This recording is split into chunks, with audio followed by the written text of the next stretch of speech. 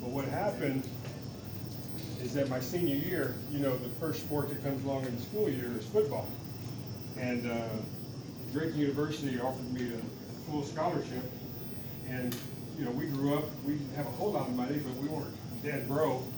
And as soon as we got that offer, my parents said, "You're taking it. We can't take a chance of them taking it away, and we can't wait on baseball." And so we signed up to go to Drake, which is a small little D1 school at the time.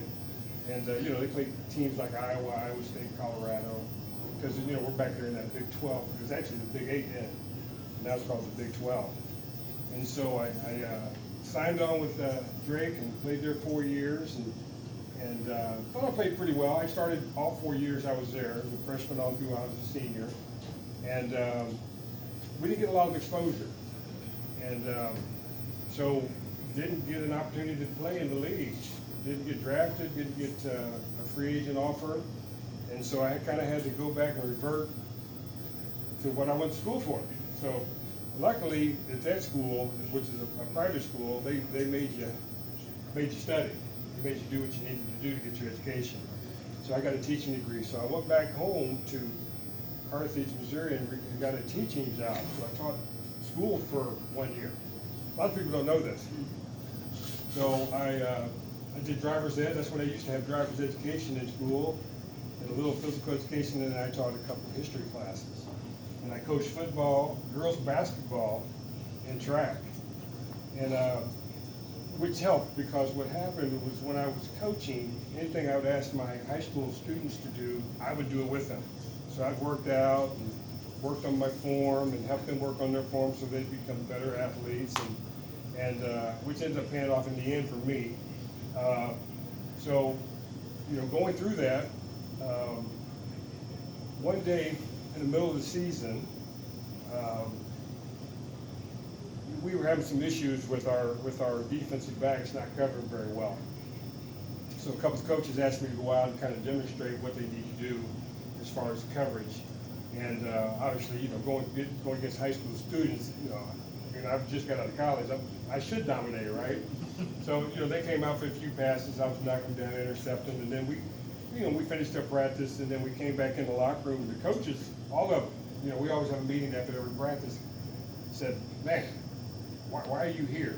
I'm like, what do you mean, why am I here? And they says, you should be playing somewhere. And I'm like, man, this high school students you're talking about. We're not talking about college or pro.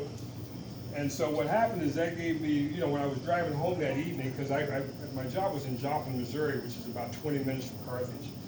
And on my way home driving, I thought about what they said. And I said, that's really my dream, is really to play some ball. But, once you're out of the game for a year, it's really tough to get back into it. So when I got home, I asked my mom, I said, "Where do you got my Drake books and school stuff that I had?" She sent us up in the attic. I said, "You know what, I got one letter from an agent that sent me a letter, but he didn't communicate with me, and I didn't communicate with him." And I said, "Do we still have that letter?" And she said, "Yeah, I think I do." So she got the letter, brought it down, and the agent's name was Elliot Lehman, and he was out of Philadelphia, Pennsylvania. And so I called him up, and I said, "Hey, Elliot, this is Felix, right?" And he said, "Yeah, I know who you are. You never called me."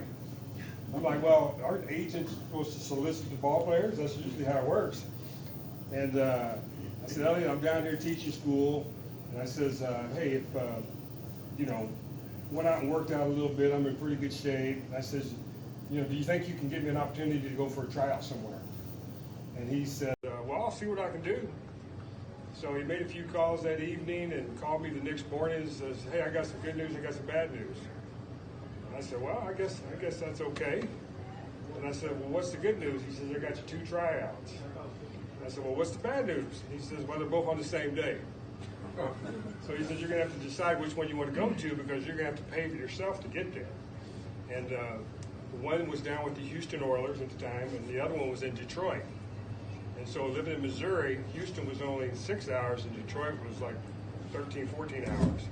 So on the teacher's salary, I said, "Well, we're going to go to the shortest place." So we went to Houston, and I had about 30 days to really tune it up. And so my uncle and I hopped into the car and we rode down to Houston, and it was a Friday Saturday workout, and I was scheduled to work out on Saturday, and but we got down there Friday afternoon. So we got down there Friday afternoon, and we went by the facility, and we get to the facility, we see all these people there. What's going on here? So did we miss? Did we get the wrong day for the workout? And so we talked to a couple of the officials. They said, no, there's going to be 150 guys today, and there's going to be 150 guys tomorrow working out for a couple positions. And so immediately I became pissed off. I said, you're not really going to get a legitimate look, because there's so many people, 300 guys trying to, get these couple jobs. So I told my uncle, who drove me down there, I said, this is a waste of time. We just head on back home. He said, well, you know what? I took off work. I'm losing money. You're going to work out. I said, all right, I'll do it. I said, but I really believe it's a waste of time. So we went back to the room, stretched, ate, got up the next day, went in there, worked out, got out there on the field, and did what I do with the backpedaling and catching the ball and everything. And after about 45 minutes there on the field, blew the whistle, said, we thank all, and then they brought the other guys that came in on Friday. They brought all of us. We had about 300 guys on the field. And he says, we really appreciate everybody coming out for the tryout, and we picked 3 guys, and I was the second name called. And that's kind of how it all got started. So I went back home. Everybody was happy, and signed a contract the next day on that Sunday, and said you got to be back in 30 days, and we'll start working out in the off season, getting it ready to go, and had to resign from the school, and that's kind of how my career got started. So I went down there, started working out, and we went into training camp, and I tell you what, it's probably the best shape I've ever been in, and probably the best ball I ever played in that camp, and I still got released from that camp. And that's when they let me know that football is political, just like any other business. So if they got a lot of money invested in somebody in your position, doesn't matter how well you play, that guy that they're paying all that money is going to make it. So it kind of helped me understand the logistics of the game. So I ended up playing there all through the preseason. I got cut the last cut. And the defensive back coach there and the defense coordinator there was a guy named Kenny Houston. I don't know if you guys know of a guy named Kenny Houston. He was a all-pro safety from the Houston Oilers from back in the day, and he's a Hall of Famer. And he said, Felix, he said, you should be here, but I guarantee you'll be playing somewhere. And he said, I didn't have a choice in this decision.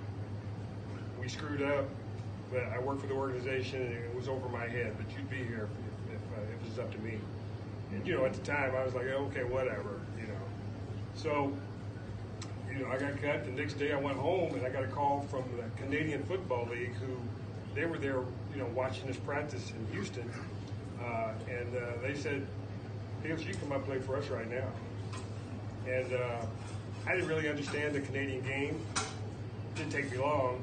But I went up there on that Thursday and practiced, for about an hour, just kind of worked out a little bit. They signed me up that Thursday night.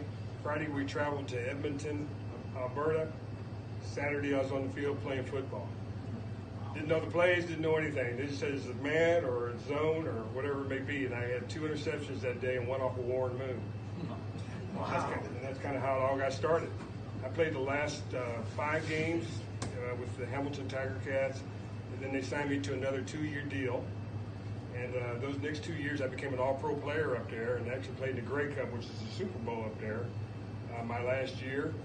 And in the Eastern Final, which is like the AFC or NFC Championship game, a couple of scouts came up to watch our quarterback. And our quarterback at the time, we had just traded Tommy Clements. You guys remember that name? Tommy Clements used to play for Notre Dame. We traded him to Winnipeg, and they traded us back a guy named Dieter Brock.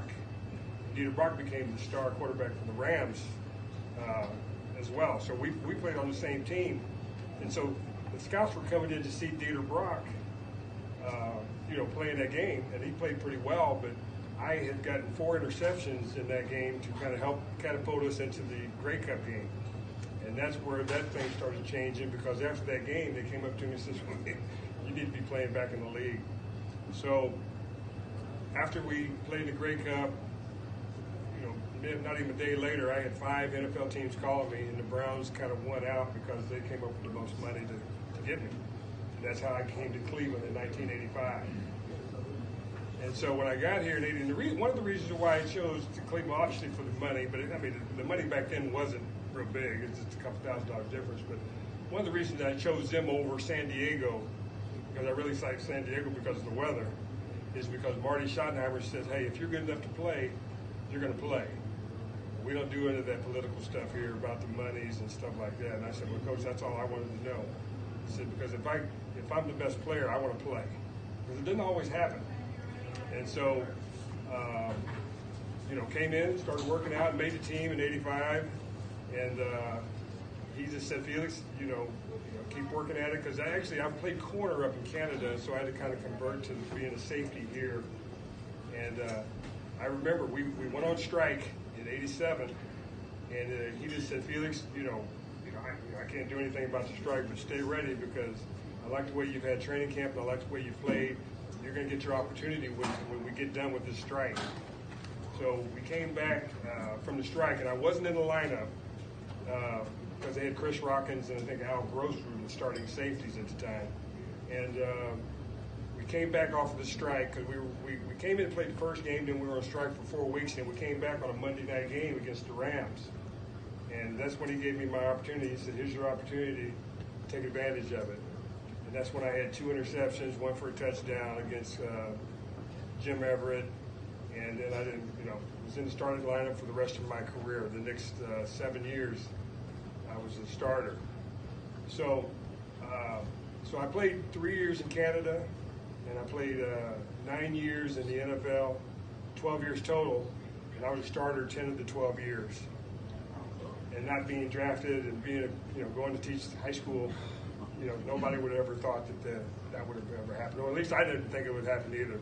So you can truly be overlooked in any business, I feel. But, what I kind of attributed to is that when I got the call, I was ready for it. And that's why when I go out and talk to students and say, if that opportunity arises, you can't have any excuses. You got to be ready for when the time comes. And that's how I got to Cleveland, and that's how I had a chance to meet you guys and kind of tell my story.